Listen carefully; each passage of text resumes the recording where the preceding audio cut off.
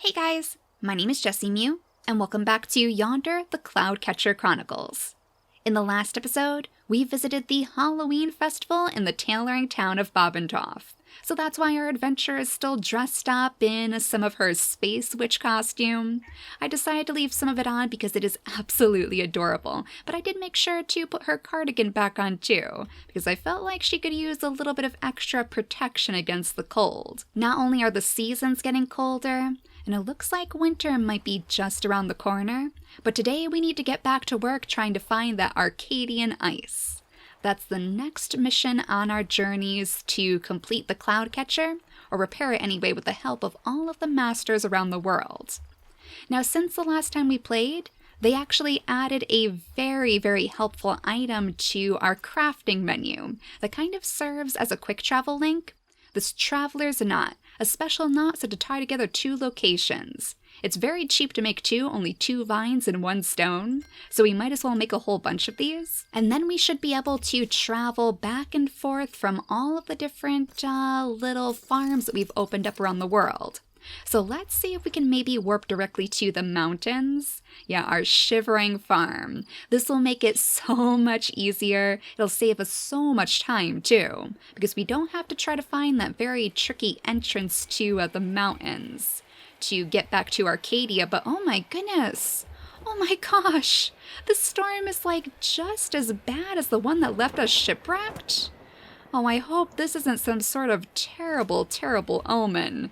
This does not bode well for our little space witch.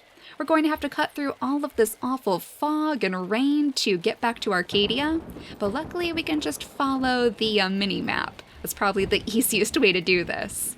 I don't think we explored all of the nooks and crannies down here, but we did see the Arcadian Ice. Our sprite had mentioned something about maybe a super loud noise to help us gather it up. So I'm hoping we're going to be able to find something else down here. Something that could shatter this ice way off in the distance. Yeah, let's see if we can get a better look at this again just to kind of refresh our memory. Here's the little sprite we were talking to, Spike the Sprite. I know this might sound odd, but maybe it might help if you made a big noise. Yeah, so there must be some way for us to do that inside this place. We might in fact want to get our mallet out again, because it looks like there are quite a few little ice shards that we can break.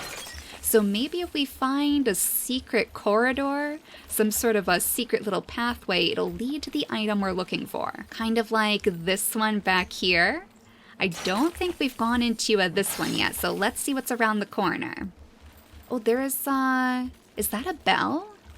Yeah, I think this might actually be a bell. Okay, this might be exactly what we're looking for, and we can hit it with our mallet too. All right, let's see if this cracks the ice. It looks like our sprite is pretty excited by that. Oh yeah, everything is falling. Oh my gosh, watch your head, little guy. At least it made it so we can finally access the Arcadian Ice, but that was a little bit messy. Maybe our space witch needs to be a little bit more delicate about the matter next time. But now it should be ours for the taking. So let's see if Spike will allow us to hopefully gather up this ice. Hello, little guy, we're back. Nice work getting rid of the ice crystals. It should be easy to grab a piece of Arcadian Ice now. Yeah, it seems to be, though it is up a little bit high. Is there a way that we can use one of our tools? I forgot how you humans collected the Arcadian Ice, but now it's ringing a bell. Let me tell you a secret. I prefer warmer weather. Do you mind if I travel with you? Not at all, Spike. We actually know some pretty decently warm places. Maybe not in this current season, because I'm sure winter is literally just around the bend. But we'll find you a nice warm beach to curl up on soon enough. So it looks like the celestial ore that we gave to Sylvia Wainwright might be ready for us to pick up. We had to wait for 3 nights, and I'm sure enough time has passed by now. Oh, and the storm has passed too. Look how beautiful the sky looks now. There's even a rainbow in the sky. Oh my gosh. If we go up a little bit higher, we might be able to see the ocean from here. Oh, there's even islands way off in the distance. Icebergs. I wonder if there's a way for us to explore those. They look very suspicious. But as far as I know, our little space witch doesn't exactly have a way to fly just yet. So maybe that's in the far off future. But do we have to do anything else with the Arcadian Ice? Let's see if we can open up our compass just to make sure.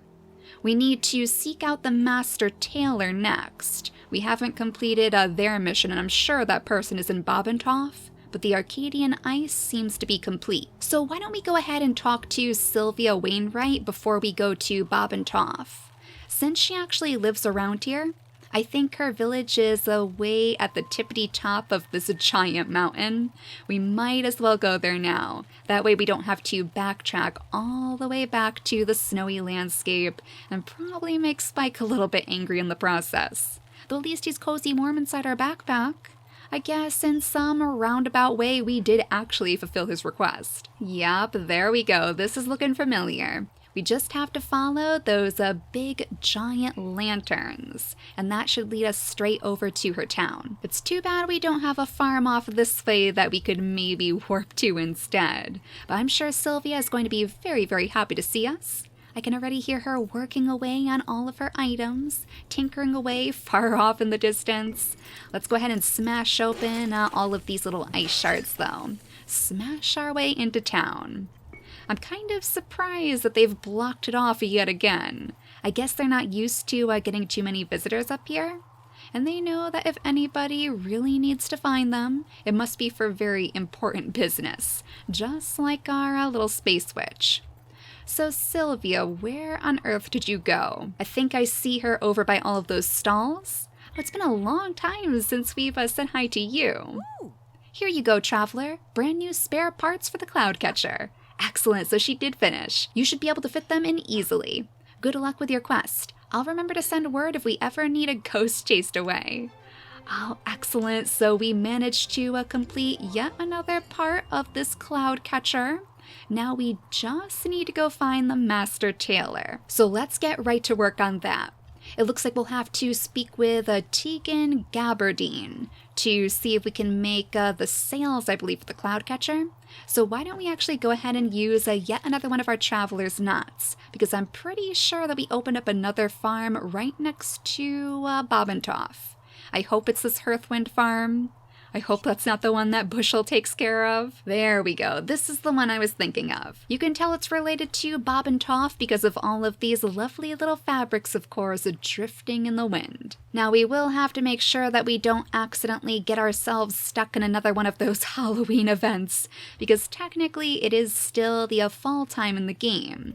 So that event should still be going on. But we've found everything that we could possibly ask for there. Oh, maybe we should actually get Spike out of our backpack too. Oh my goodness. Sorry, little guys. They're sending out the alarms. I didn't mean to wake you up. I just noticed that we're in a pretty darn warm location. Or as warm as it's going to get in the fall time anyway. So why don't we go ahead and bring out a brand new sprite to join us in our journeys. Where could little Spike be?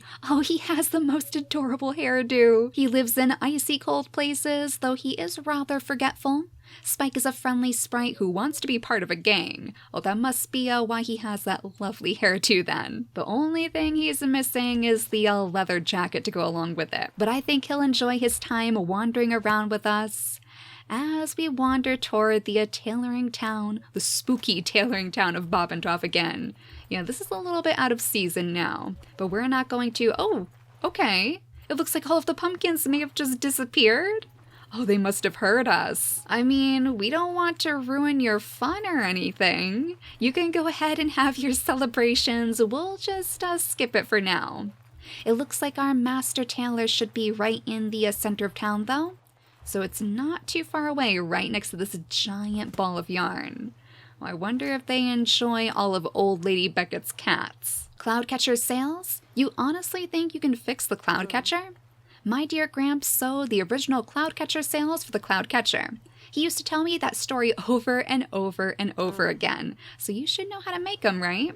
I miss my Gramps. Nowadays I even miss his stories. Alright, I'll do it. I'll need giant moth silk from the Moth Sanctuary. You can find it far to the west of Babentopf in the Hearthwind Vale. The Moth Sanctuary. I don't feel like we've ever been there before. Surely we would have remembered if we were inside the Moth Sanctuary. I'd imagine, just like Sylvia, it's probably going to take this Tegan character a little bit of extra time to make the sales. It's interesting, too, that all of these master tinkerers and tailors are all descendants of the ones who built the original parts to the Cloud Catcher. So those very, very important ways were passed down from generation to generation, even if they didn't always enjoy hearing the stories. We did find some caves quite a while ago that we had to cut our way through, essentially, because there were all of these big, nasty spider webs blocking the place. So I wonder if that's what we're going to run into here. It looks like there are quite a few caves. That giant one in the distance, is that actually a cave too? Maybe it's just like a giant wall. I don't really see an opening there, but we must be close. We're even getting closer to quite a bit of murk that we haven't touched yet. So why don't we see if we can clear this out? Since it appears to be right next to the entrance to the Moth Sanctuary. Yeah, this is actually blocking the place that we need to get through.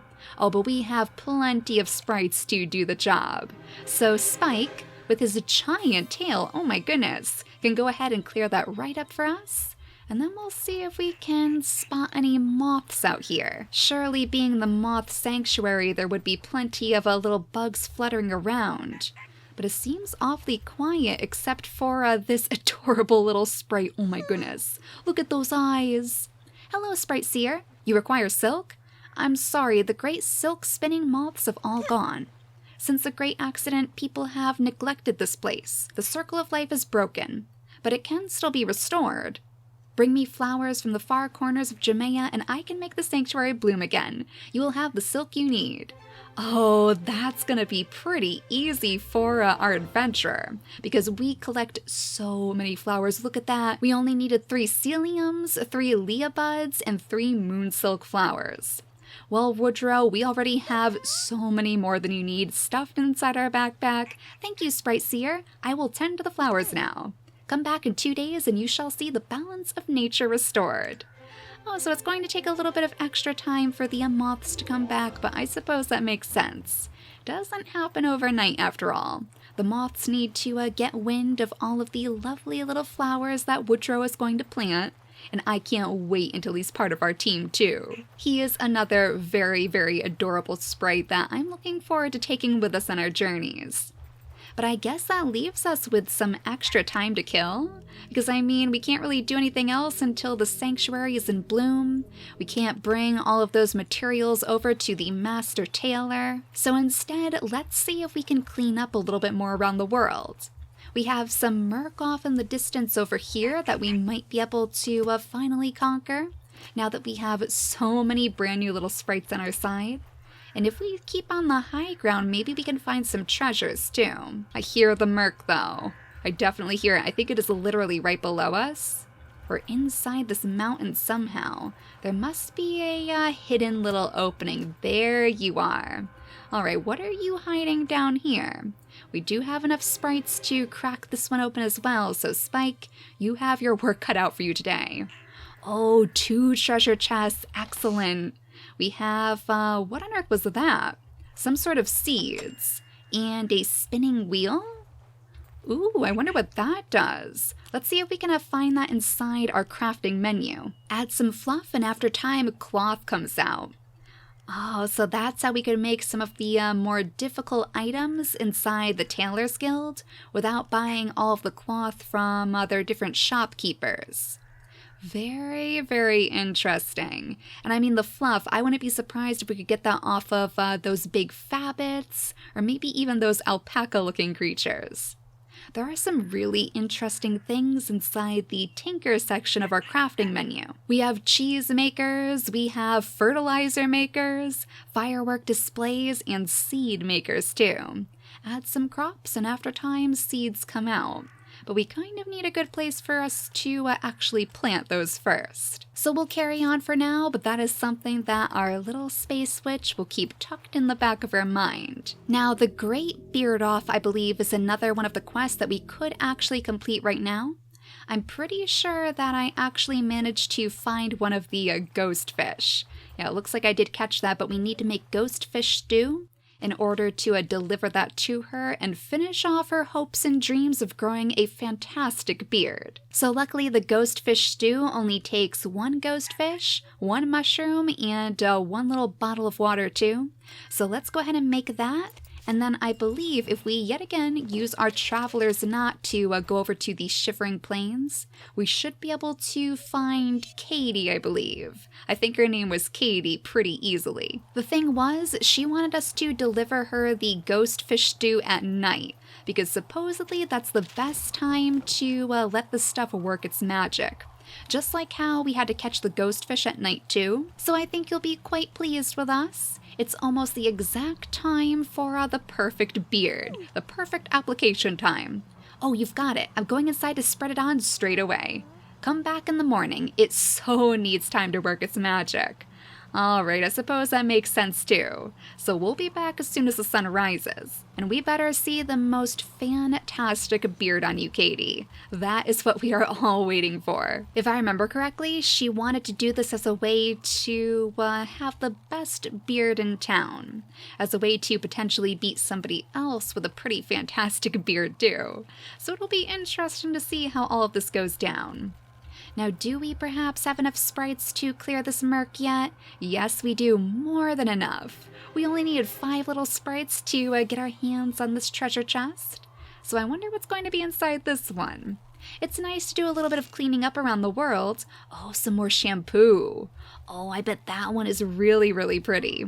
Maybe we'll have to give our little space witch a new hairdo for a new season. There's a little patch of murk hiding right behind the sage stone too. And I don't think we investigated this one yet. So let's see. Oh my gosh, this one only needs 1 sprite? Spike, you can literally do this one all by yourself. Well, I hope there's something good inside this chest too. So far we've been pretty lucky. It looked like that was probably another type of a shampoo.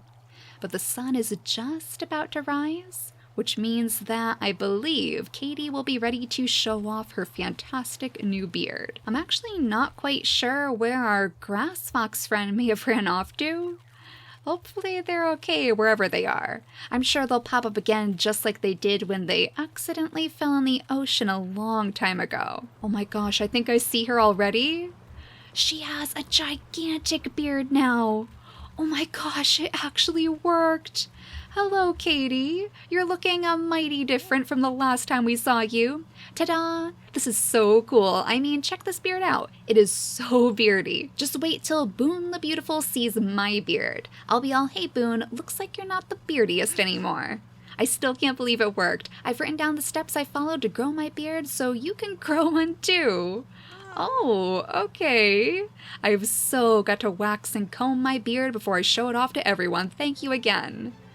Okay, so I guess that means our adventurer, oh my gosh, can wear mutton chops. She looks not too thrilled about that, to be honest. She looks like she is very, very cold and very unimpressed. But I'm glad that we've at least made one lady's dreams come true. It sounds like she's very happy, and she should be quite a bit warmer now. That also means that we only have 1 more night to wait until the moths should return to their sanctuary. So I guess that means that in the next episode, we should be gathering up some of the last materials that we need to finish this cloud catcher. As long as the master tailor can step up to the job at least. But he seemed like he was pretty excited to get to work. So for now, thank you all so much for watching, and I'll see you all next time. Bye guys!